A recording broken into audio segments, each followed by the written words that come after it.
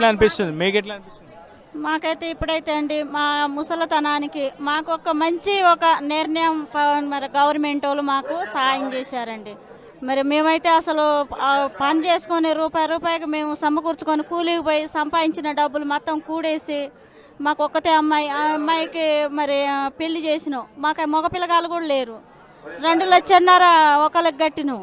Basement మీద చూపించారు, ఇక మాకు కూలి చేశారు. మాకు ఏమీ ఆధారం లేకుండా చేశారండి. మరి ఎందుకంటే 3 లక్షలు కట్టా, 3 లక్షల రూపాయలు నేను కట్టిన.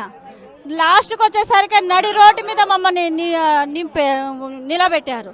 ఏమీ లేకుండా చేశారు.